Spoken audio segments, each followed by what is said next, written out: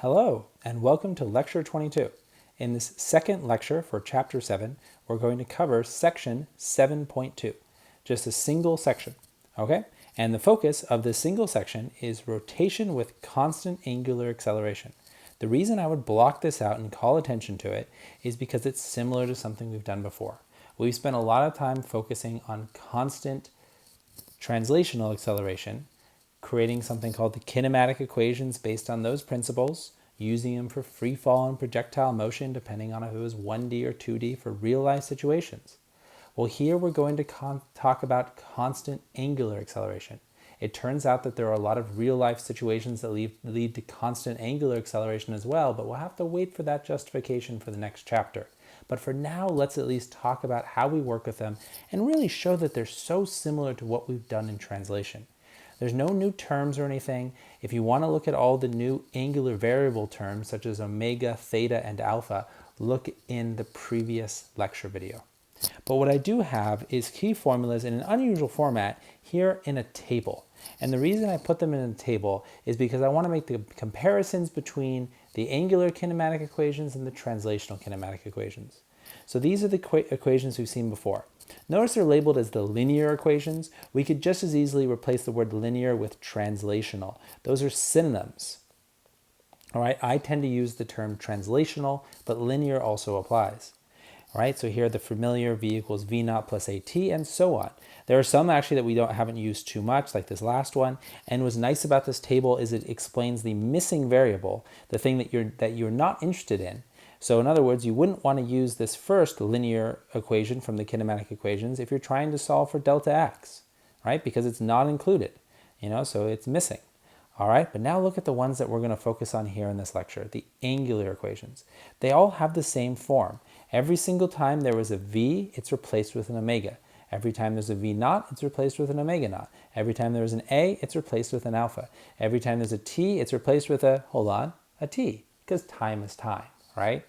And as far as a delta x or an x minus x naught, it's replaced with a theta minus theta naught, right? But otherwise, they're the exact same equations, all right? So these are the ones we want to focus on.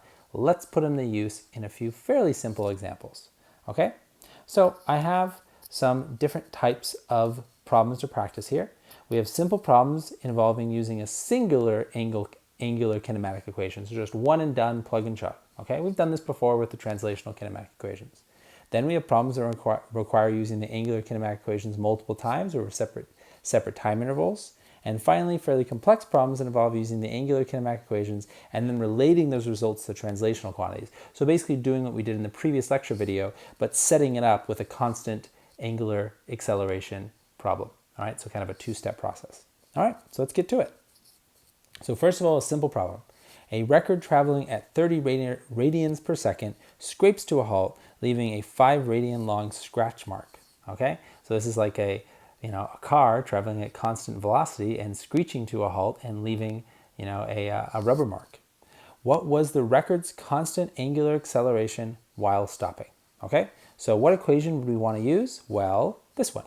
All right, so it's good to recognize what equation to use. Hopefully you got some practice with that, with the translational equations, but now you're going to get more practice with it. You just want to think about what are my unknowns, what are my knowns, what equations allow me to solve for that right away, okay?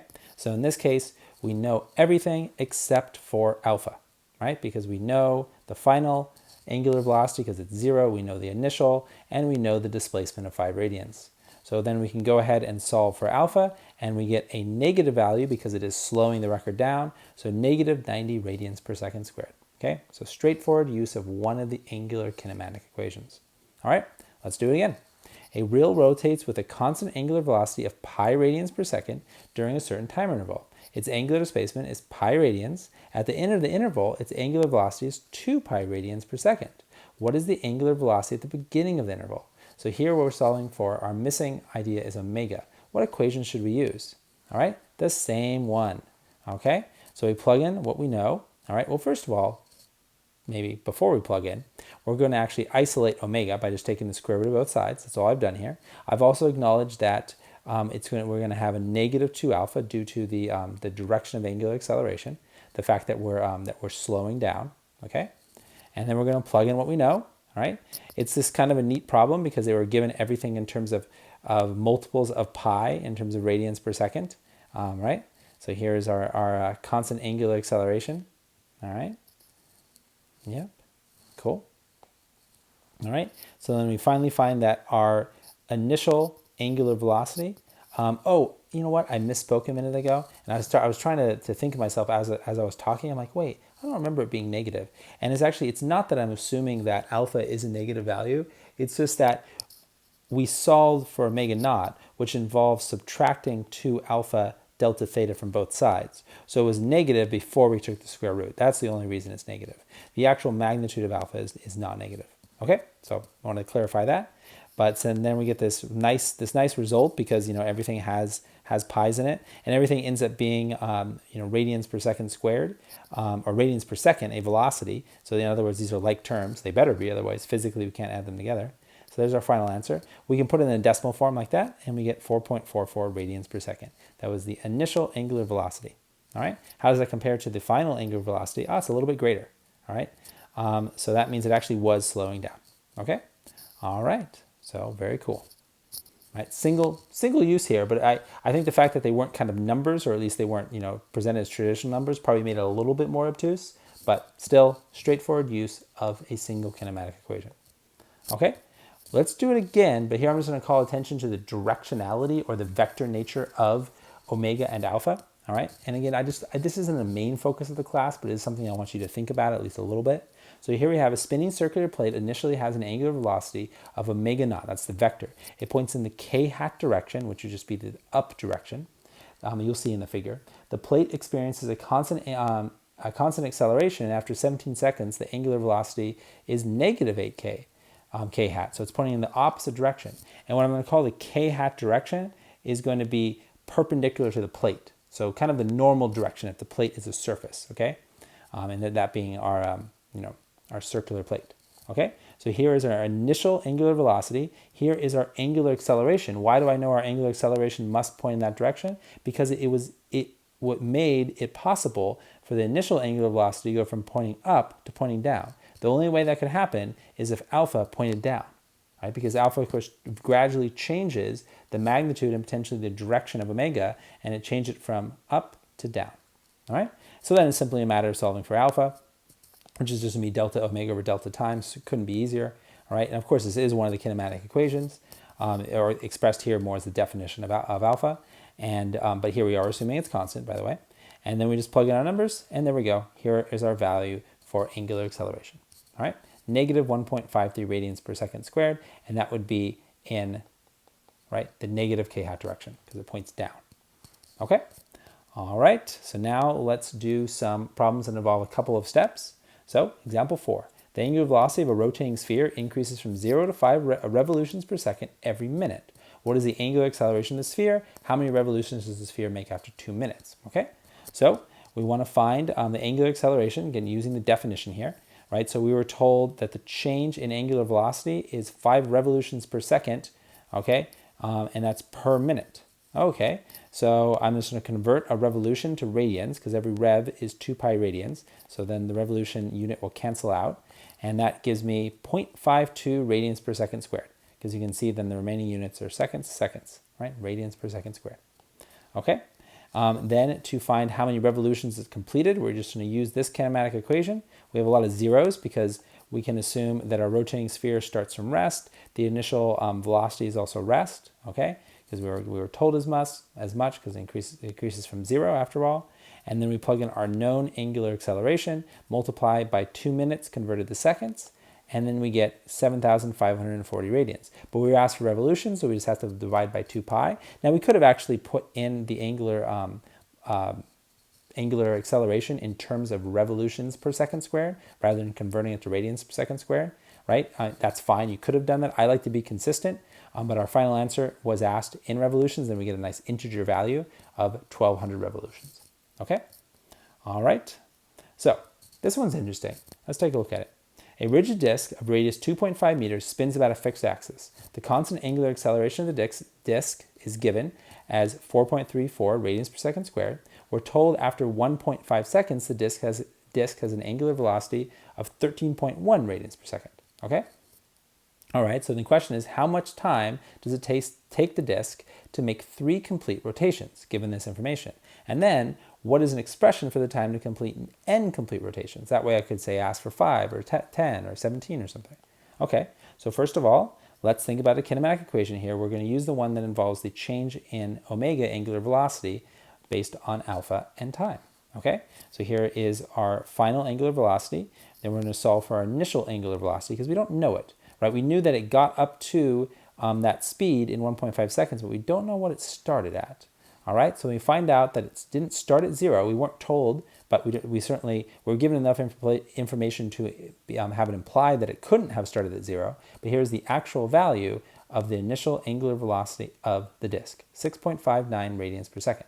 That's going to be useful to find out how many revolutions it makes, because if it started from rest, it would, of course, complete less revolutions given the same angular acceleration.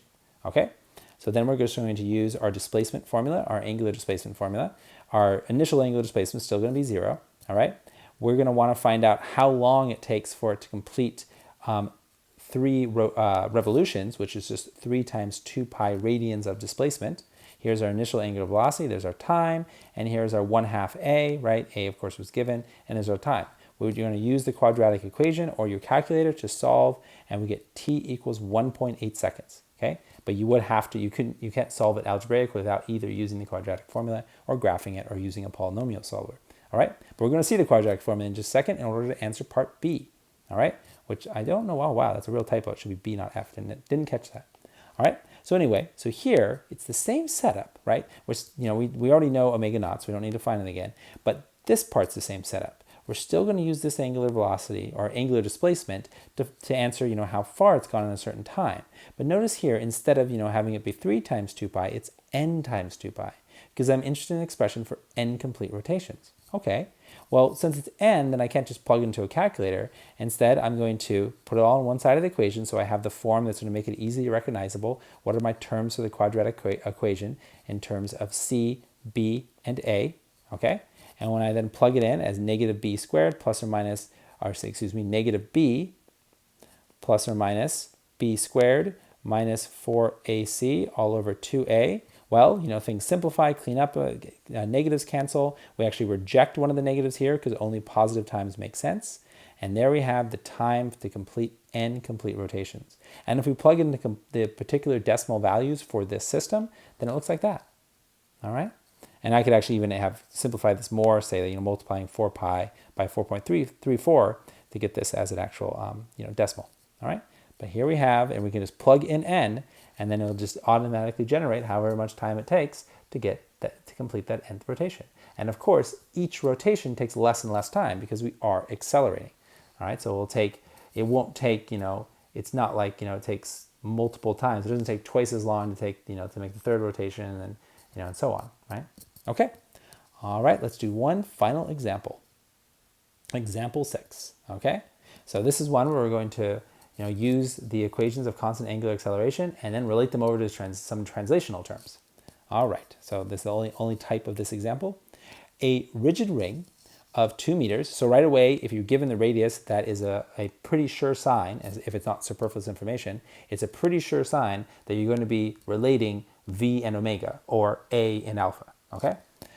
So this rigid ring of radius, 2 meters, is started in rotation counterclockwise at some initial time with constant angular acceleration given as 1.6 radians per second squared about a fixed axis through the center. Calculate the magnitude and direction of the acceleration vector, that's the translational acceleration vector, at point P, at t equals t naught, and draw a sketch of the vector in the figure below. Okay, let's go ahead and do that. So that's going to be that sketch there. We're going to see that it's entirely in the tangential direction, all right? And that's because it started from rest. It started with no angular velocity, and likewise no translational velocity. Let's see what that looks like in equation form. So these are the equations we're going to use. The total translational equation, or total translational acceleration equation, all right? And then the form of the 2 components, the tangential component and radial component of translational acceleration. Okay, again, refer to the last lecture if these don't look familiar. All right, and we know that the initial angular velocity is 0. Then that tells us that, so likewise, that means that the initial radial acceleration, translational acceleration, must also be 0. Why is that? Well, because a rad equals omega squared times r. right? It also equals v squared over r, but those are equivalent expressions, okay? Why are they equivalent expressions? Because v equals omega r. Do the substitution and you'll see, okay? All right, so that means that the total translational acceleration is just going to be the tangential component, which is just alpha r. So that means when the disk is first starting spinning, the acceleration is entirely in the tangential direction, and it's just equal to 1.6 times 2, 1.6 because that was given, 2 because that's the radius, all right? And that means that the translational acceleration is just 3.2 meters per second squared when the clock starts and also when the disk first starts moving. Okay, but now let's have it move for a while.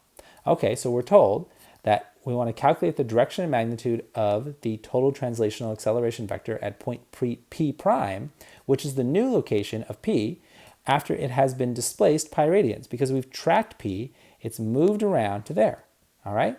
And it's moved, through a displacement of pi radians, okay? So that's great. We know the displacement, but if we want to find out the value of, say, the radial component of translational acceleration, we need omega, which means we need to use the kinematic equations of constant angular acceleration, okay? So we need to find omega prime, right? We need to find the actual angular velocity after the disk has been displaced 1/2 of a revolution, or pi radians, all right? So we'll just plug that in, all right? We know it starts from rest, we know the angular acceleration, and we know the displacement is pi radians. So then that will tell us that the angular velocity at that point, and we're not interested in the time, we could find the time, but however long it takes to go for P to move 1/2 a revolution, we find that the angular velocity at that moment is 3.17 radians per second. And by the way, that angular velocity does describe the disk as a whole, not just point P prime. Okay, but now let's talk about some things that are specific to P prime. All right, let's look at the components of translational acceleration. Well, the tangential component at P prime, so I'll call that A prime tan, right, because that's at that later point after P has moved. Well, it's still 3.2 meters per second squared. Why hasn't it changed? Well, because constant alpha means constant tangential component of translational acceleration, okay? So those two, if one is constant, the other also must be constant, because just think of the definition. It's just alpha times r, and if r isn't changing, which it can't, then tangential acceleration, tangential translational acceleration, must also be constant when angular acceleration, alpha, is constant, okay? But not so for radial translational acceleration. A rad prime is going to be omega prime squared times r. Well, now we know omega prime, okay? Before it was 0, right? When P was the starting location, but now it's definitely not 0. So we'll take 3.17, we'll square it, multiply by the radius, and then we get that our radial component of translational acceleration is 20.1. Quite a bit bigger than tangential component. Because that's the thing about radial components of translational acceleration. They just keep growing if the disk keeps spinning up, or speeding up in its spin, whereas the tangential component of translational acceleration remains fixed. So that means that this one will greatly outpace in magnitude the tangential component, all right? The radial component will quickly overwhelm and become basically the only component that matters after a few revolutions for most systems, this one being no exception. All right, so then we're going to find the total magnitude of the translational acceleration just using the Pythagorean theorem of the two components. Components shown here, clearly a right triangle, which is why we can use the Pythagorean theorem. In other words, we're finding the length of this vector, all right?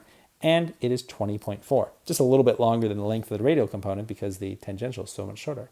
All right, if we want to find the angle phi as shown, all right, and that's just going to define its direction. Then we'll just do opposite over adjacent, tangential over radial. In other words, 3.2 over 20.1. I went ahead and just dropped the units because they would have canceled out. All right, because you can only put dimensionless values into a inverse trigonometric function, and we get 9 degrees. Rather small angle, again, because the tangential component is so much smaller than the radial component. Okay, and that's it. That's the information, right? That was using a little bit of angular kinematics to help solve a problem about a rotating object and then relate it back to translational terms. All right. And then finally, we're asked an interesting question, a question I've kind of asked in a few forms, but it's worth asking a few times. So part C, concept question really, based on the results of this problem, does constant alpha imply constant A? Well, I made a big deal about how constant alpha does imply constant A tan, but does it imply constant A, the total translational acceleration? Certainly not. Why? Well, because A is dependent on omega, right? Well, specifically one component is, but that means the whole thing is, right? If you think about how we find the entire magnitude of A.